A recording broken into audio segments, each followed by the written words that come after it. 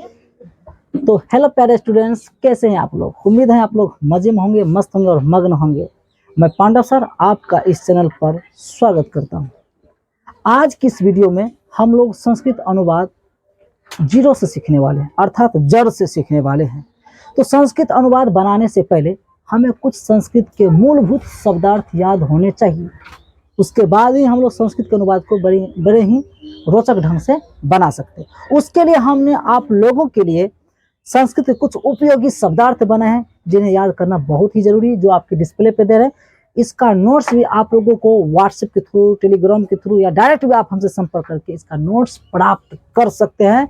आपको सिर्फ वीडियो में ध्यान से देखना है और समझना है। तो चलिए बिना बात किए अब क्लास को स्टार्ट करते हैं। देखिए, कुछ उपयोगी संस्कृत शब्दार्थ जो पहले नंबर हम दिए वो है अयम। सबसे पहले आप लोगों को एक छोटी सी जानकारी और मैं आपको दे दूं।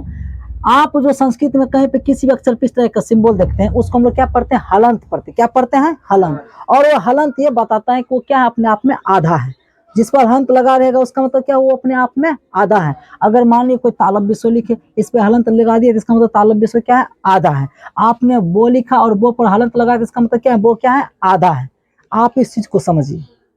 ये क्या है, जिस पर हलंत लगा रहेगा उसका मतलब क्या होता है, वो जो अक्षर है वो अपने आप में क्या है, आधा है।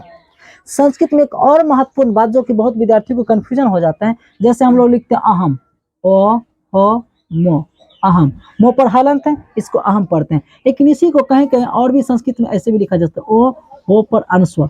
संस्कृत में एक नियम है कि जिस शब्द के अंतिम अक्षर पे अनुस्वर रहे, तो हम लोग हिंदी में जानते हैं अनुस्वर का मतलब नो होता है, लेकिन संस्कृत में ध्यान रखना पड़ेगा वो अंतिम में रहे। तब किसी शब्द का अंतिम अगर अनुस्वर है, संस्कृत में उसका मतलब मो हो जाता है। क्या हो जाता है, इसे भी आप अहम पढ़ते, इसे आप क्या पढ़िएगा, अहम पढ़िएगा। ध्यान रखिएगा, अंतिम अनुस्वर का मतलब क्या होता है, संस्कृत में खास करके क्या होता है, मो होता है। अगर हम ऐसे लिखते हैं वयम, आप ऐसे लिखो या इसी को आप ऐसे लिखो, इस पर अनुस्वर दे दो, तो इसको भी आप क्या पढ़िएगा, वयम ही पढ़िएगा। उम्मीद है आप इस चीज को समझ गए। किसी भी शब्द के अंतिम अगर अनुस्वर है तो संस्कृत वहां पर अनुस्वर हम लोग किस रूप में जानेंगे, मो के रूप में जानेंगे, समझे। और जहां पे हलंत लगा होगा, हलंत का मतलब वो अपने आप में क्या है, आधा है। अब एक चीज और, बहुत विद्यार्थी उच्चारण पर ध्यान नहीं देते हैं और दोनों को एक ही जैसा समझ लेते हैं। अब जैसे आपको हम बताते हैं, मैंने लिखा स्यात, मैंने क्या लिखा, स्यात। और इसी को मैंने इस तरीके से भी लिखा, देखिएगा, ध्यान दीजिएगा। तो बहुत से विद्यार्थी दोनों को एक ही जैसा पढ़ लेते हैं। इसको भी स्यात पढ़ते हैं, इसको भी क्या पढ़ते हैं, स्यात। इसको भी स्यात पढ़ते हैं, इसको भी स्यात पढ़ते हैं। अगर आप दोनों के एक ही जैसे पढ़ोगे तो कैसे मालूम पड़ेगा कि हम क्या पढ़ रहे हैं। फिर अंतर भी कुछ होना चाहिए जी। आइए उस अंतर को समझाने का प्रयास करते हैं, क्योंकि शुरुआती क्लास है। अभी से ही आप छोटी छोटी बातों पर ध्यान देना शुरू कीजिए, ताकि आपको आगे संस्कृत में कोई तरह की दिक्कत नहीं हो। देखिए यहाँ पे तो पर जो हलंत, इसको पढ़ेंगे स्यात। क्या पढ़ेंगे, स्यात। ठीक है, रहने दीजिए। यहाँ पर इसको क्या पढ़ेंगे हम लोग, स्यात पढ़ेंगे। क्या पढ़ेंगे, स्यात। अरे भाई आप इधर देखिए ना, उधर कहाँ आपका ध्यान है। इसको हम लोग क्या पढ़ेंगे, स्यात। और इसको तब क्या पढ़ेंगे, इसको भी तो स्यात पढ़ना चाहिए। नहीं नहीं, संस्कृत में स्यात नहीं, नहीं, नॉट टॉकिंग, साइलेंस। इसको भी स्यात कैसे पढ़ेंगे, इसको स्यात नहीं पढ़ेंगे। अब ध्यान देने वाली बात, इसी चीज को समझाने हम बहुत बक बक बक बक किए जा रहे हैं। इसको स्यात पढ़ेंगे और संस्कृत में इसको क्या पढ़ेंगे, स्यातो। तो को पूरा बोलना है, इसको पढ़ेंगे स्यात, इसको बोलेंगे स्यातो। समझे मेरी बात, यानी उसको पूरा उच्चारण करके बोलना, ताकि ये लगे कि एक पूरा है और एक क्या है, आधा है। उम्मीद है आप इस चीज को भी समझ गए होंगे। और एक मिनट और बताते हैं, संस्कृत में विसर्ग शब्द का भी बहुत प्रयोग होता है। विसर्ग का बहुत प्रयोग होता है। तो विसर्ग का मतलब क्या होता है, आप सबको मालूम होना चाहिए पहले से। विसर्ग का मतलब क्या होता है, हो होता है। जिस भी शब्द के अंत में विसर्ग लगा रहेगा वहां पे आपको क्या लगाना है, हो लगा देना है। मतलब जैसे हमने लिखा कहीं पे श्याम, इसमें जैसे विसर्ग लगाएंगे तभी क्या हो जाएगा, श्यामः। मतलब विसर्ग के जगह पे हम लोग हो का प्रयोग कर सकते हैं। लिखेंगे नहीं, सिर्फ समझेंगे कि वहां पे क्या है, हो है। इसको क्या पढ़ेंगे अब हम लोग, श्यामः। क्या पढ़ेंगे, श्यामः। जैसे यहाँ पे कहीं पे और लिखा होगा, यहाँ पे इसको पढ़ेंगे इमाह, इमाह। बात समझ आ रही है। तो संस्कृत में कुछ उच्चारण पे भी ध्यान देना होता है। तो चलिए, इतना बात करने के बाद अब हम लोग आते हैं मेन मुद्दा, जो आप लोगों को भी याद करना होगा। देखिए, अयम माने होता है यह। अब यह का तीन तीन संस्कृत में शब्दार्थ होते हैं, तो कंफ्यूजन हो जाता है कि कब किसका प्रयोग करें। अयम माने भी यह होता है, इदम माने भी यह होता है। देखिए, लिखे होंगे अयम माने भी यह, इदम माने भी यह होता है, और एक इयम माने भी यह होता है। सबका अलग अलग प्रयोग है, वो आपको याद रखना पड़ेगा कि कब किसका प्रयोग करेंगे। तो अयम माने यह होता है किसके लिए? पुरुष के लिए। फिर इयम माने यह होता है किसके लिए? स्त्री के लिए। और इदम माने होता है यह नपुंसक के लिए। असल ये सब बीच में क्या है, देखिए, हर शब्द के फिर तीन रूप होते हैं, एक वचन, द्विवचन और बहुवचन। संस्कृत में हर शब्द के कम से कम तीन वचन के हिसाब से चलना पड़ेगा, एक वचन, द्विवचन और बहुवचन। ये सारी बात आप लोगों को बताने वाले हैं, आगे बताएंगे। थोड़ा संक्षेप में जानकारी आप लोगों को दे देता हूँ। जिससे एक का बोध होगा उसे एक वचन कहेंगे, जिससे दो का बोध होगा उसे द्विवचन कहेंगे, और जिससे दो से अधिक का बोध होगा उसे बहुवचन कहेंगे। हम लोग अभी तक पढ़ते आए हैं कि हिंदी में वचन दो प्रकार के होते हैं, एक वचन और बहुवचन। लेकिन संस्कृत में वचन तीन प्रकार के होते हैं, एक वचन, द्विवचन और बहुवचन। अगर एक आदमी है तो यहाँ यह का प्रयोग करेंगे, तो वहाँ अयम लिखेंगे। अगर दो आदमी है तो ये दोनों संस्कृत क्या आ जाएगा? इमो। ढेर सारे लोग हैं तो ये सब की जगह पे क्या आ जाएगा संस्कृत में? इमे। तो ये लेकिन किसके लिए? सब पुरुषों के लिए होगा। फिर स्त्री में जब आते हैं, इयम माने यह स्त्री के लिए। अगर स्त्री दो गो है तब वहां पे क्या कहेंगे? इमे। इमे माने ये दोनों स्त्री के लिए। अब स्त्री में ढेर सारी महिलाएं हैं तो वहां पे क्या कहेंगे? इमा। माने ये सब को हम लोग क्या कहेंगे? इमा। कब? स्त्री के लिए। ये सब के और होता है, इनमें भी होता है, ये सब का कहीं पे कहीं पे कहीं पे कहीं पे, यहाँ देखिए ये सब ये भी होता है। लेकिन निर्भर इस बात पे करता है कि वो पुरुष में है कि स्त्री में है कि नपुंसक में। संक्षेप में एक चीज की और जानकारी दे देता हूँ। अब सर जी पुरुष पुरुष आप बहुत देर से बोल रहे हैं, स्त्री बोल रहे हैं, नपुंसक बोल रहे हैं, थोड़ा समझा दीजिए ना। एकदम समझाएंगे। पुरुष मतलब जिससे पुरुष जाति का बोल होता है। अब पुरुष माना सरल भाषा में, ठेठी भाषा में आप लोग समझिए, मर्दाना समझते हैं। अरे मर्दाना कहीं पुरुष कहते हैं, लड़का समझते ना, उसको पुरुष कहते हैं। अब स्त्री को समझिए, महिलाओं को भी आप स्त्री कह सकते हैं, लड़की को कह सकते हैं, ठीक है। तो इसको आपने स्त्री और पुरुष के अंतर को समझ गया। अब नपुंसक क्या होता है? जो ना तो पुरुष हो और ना ही स्त्री हो, उसे हम लोग क्या कहेंगे? नपुंसक कहेंगे। अर्थात एक तरह से निर्जीव पदार्थ होगा। क्या होगा? वो निर्जीव पदार्थ होंगे, उसे हम लोग क्या कहेंगे? नपुंसक कहेंगे। उम्मीद है इस चीज को भी आप लोग समझ गए होंगे। फिर भी नहीं समझते हैं तो आप लोग कमेंट में यह लिख के बताइए कि हम जो आपको समझाते हैं इसको हम, या तो आप लोग कमेंट के द्वारा आप ये लिख के हम लोगों को बताने का प्रयास कीजिए कि सर आप जो समझाते हैं थोड़ा सा किस तरह से समझाएं या किस तरह से नहीं समझाएं। थोड़ा सा अगर उस पर लिखिएगा तो हम लोग उस पर भी ध्यान देकर हम आगे की क्लास में उस पर भी ध्यान रखकर बनाने का प्रयास करेंगे। मेरा कहने का तात्पर्य ये है कि आप लोग कमेंट में अपनी इच्छा अनुसार बोल सकते हैं कि सर थोड़ा अगर ऐसे बताते ना तो मेरे लिए बेहतर होता।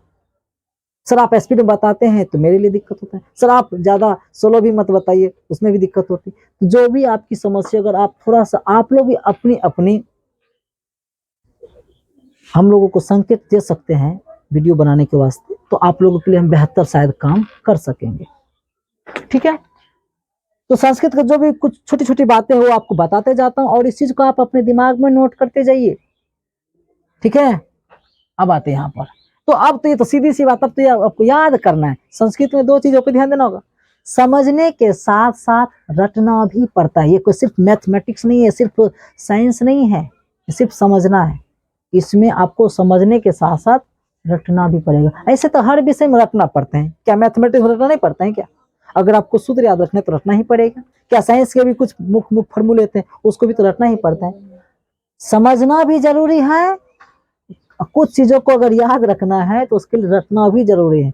कुछ लोग कहते हैं कि हम आपको रटने नहीं देंगे, सिर्फ समझा देंगे, समझाने से काम हो जाएगा। देखिए ये बात बिल्कुल सही नहीं है, कुछ हद तक सही है, बिल्कुल सही नहीं है।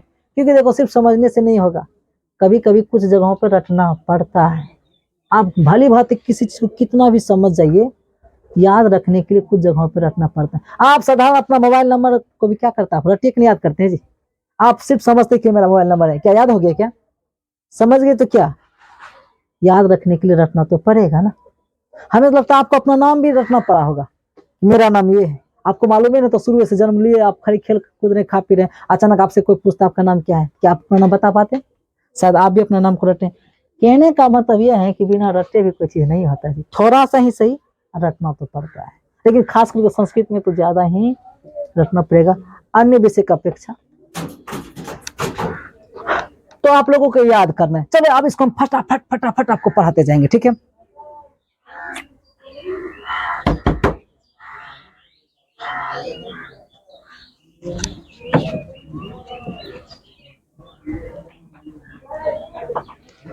हे मेरे प्यारे विद्यार्थियों, आय मन यह पुरुष के लिए, इमो मने ये दोनों पुरुष के लिए, इमे मने ये सब पुरुष के लिए, इम मने यह स्त्री के लिए, इमे मने ये दोनों स्त्री के लिए, इमा मने ये सब स्त्री के लिए, इदम मने यह नपुंसक के लिए, इमे मने ये दोनों नपुंसक के लिए, इमानी मने भी ये सब होता है नपुंसक के लिए, सह मने वह पुरुष के लिए, तो मने वे दोनों पुरुष के लिए, ते मने वे लोग पुरुष के लिए। आगे हम आप बात करते हैं, ध्यान दीजिए, बातें नहीं। आगे हम बात करते हैं, कहां तक हो गया था जी? यहाँ तक हो गया था। अब देखिए, सा मने वह स्त्री के लिए, ते मने वे दोनों स्त्री के लिए, ताह मने भी होता है वे लोग, लेकिन होता है किसके लिए? स्त्री के लिए। तत् मने वह नपुंसक के लिए, ते मने वे दोनों, हालांकि वे दोनों यहाँ वे दोनों ने प्रयोग कर दिए, वे दोनों भी हो सकते हैं, ते मने वे दोनों नपुंसक के लिए, तानी मने होता है वे लोग नहीं, यहाँ पे वे लोग मिस्टेक लिखा गया, यहाँ पे क्या होना चाहिए था? वे सब होना चाहिए था, क्योंकि नपुंसक में कोई लोग नहीं होते, वहां पे क्या होते हैं? वे सब होते हैं, ठीक है। मिस्टेक हो गया, थोड़ा सी चीज को मैनेज कर लीजिएगा। आगे के नोट्स आपको देंगे, वहां पे हम इसको शुद्ध करके आप लोगों को नोट देंगे, यहाँ पे थोड़ा मिस्टेकिंग है। चलिए आगे बात करते हैं, यहाँ पे क्या है?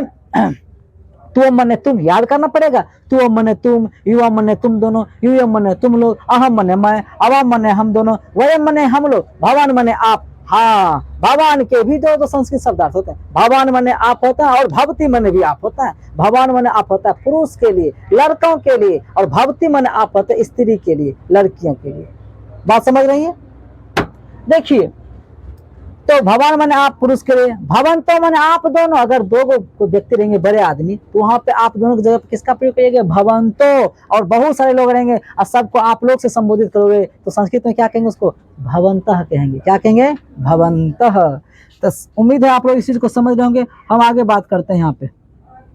तब है भवती, भवती मने भी आप होता है स्त्री के लिए, भवती मने आप दोनों स्त्री के लिए, भवती मने आप लोग होता है स्त्री के लिए, कह मने होता है कौन। अब कौन के भी संस्कृत में 3 शब्दार्थ हैं, ध्यान से सुनियो। कौन के भी संस्कृत में 3 शब्दार्थ, ठीक है। कह मने कौन, जब पुरुष के रूप में रहेगा वह कौन है, अगर पुरुष है तो कह का प्रयोग करेंगे, अगर कोई स्त्री है तो वह कौन है, तो वहां पे का प्रयोग करेंगे। अब कोई मतलब कोई वस्तु पड़ा हुआ वो कौन है, तो वहां पर किसका प्रयोग करेंगे? किम का प्रयोग, या वो क्या है, ठीक है, वो कौन सी चीज है, तो वहां पर हम लोग किसका प्रयोग करेंगे? किम का प्रयोग करेंगे। अर्थात कह मने कौन पुरुष के लिए, का मने कौन स्त्री के लिए, किम मने भी कौन नपुंसक के लिए, सर्व मने भी सब होता है पुरुष के लिए, सर्व मने सब पुरुष के लिए, सर्वा मने सब स्त्री के लिए, और सर्व मने सब नपुंसक के लिए। आगे है यह, इसको आप बोले ना, इसको क्या कहते हैं हम लोग? विसर्ग कहते हैं जी। बात तो समझो। यह मने होता है कौन, यो है यह नहीं, यह मने जो पुरुष के लिए, या मने जो स्त्री के लिए, यत मने जो नपुंसक के लिए। अब एक का भी संस्कृत में 3 रूप होते हैं, पुरुष है तो एक, स्त्री है तो एक, नपुंसक है तो एकम। याद करना पड़ेगा, हमें तो याद है, आप लोग दिखाने के लिए से बता रहे हैं। देखिए, एक मने एक, एकम मने एक, एकम मने एक, और किसके लिए हो तो आप लोगों को दिख रहा होगा। अब देखो, दो कभी 3 शब्दार्थ होते हैं, दो मने दो पुरुष के लिए, द्वे मने दो स्त्री के लिए, और द्वे ये दोनों सेम ही रहता है, स्त्री और नपुंसक दोनों का कुछ चीजों पे सेम ही रहता है। आगे है त्रयः, त्रयः मने 3 पुरुष के लिए, तीसरा मने भी 3 स्त्री के लिए, त्रीणि मने 3 वो होता है नपुंसक के लिए, चत्वारः मने 4 पुरुष के लिए, चतस्रः मने 4 स्त्री के लिए, और चत्वारी मने 4 वो होता है नपुंसक के लिए। अस्ति मने है, बड़ा ही आसान, ये सब तो फटाफट आप करिएगा। अस्ति मने है, अस्सी मने हो, अस्सी मने हूँ, आसित मने था थी, बाल के मने बालक, मयूरः मने मोर, छागा मने बकरा, छात्र मने छात्र, शिक्षक मने शिक्षक, काका मने कौआ, वासा मने भी कौआ, ग्राम मने भी गाँव। आगे अगर हम बात करें संक्षेप में फास्ट में बताएंगे, तो यहाँ पे देखिए, यहाँ से ग्राम मने गाँव, चोरा मने चोर, लेखक मने लेखक, विडाल मने बिलार, मनुष्य मने मनुष्य, वृक्ष मने वृक्ष, पादपः मने वृक्ष, नकुलः मने नेवला, पुत्रः मने बेटा, कुक्करः मने कुत्ता, वृषः मने बैल, बलिवर्धः मने बैल, जनकः मने पिता, मुसिकः मने चूहा, ईश्वरः मने ईश्वर। और भी कई इंपॉर्टेंट शब्दार्थ हैं, ढेर सारे शब्दार्थ आप लोग देख सकते हैं, ढेर सारे शब्दार्थ ये।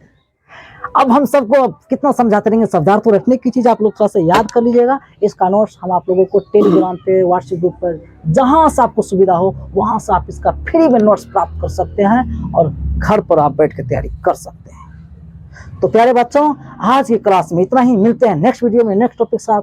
तब तक अपना ख्याल रखिए, धन्यवाद। गया।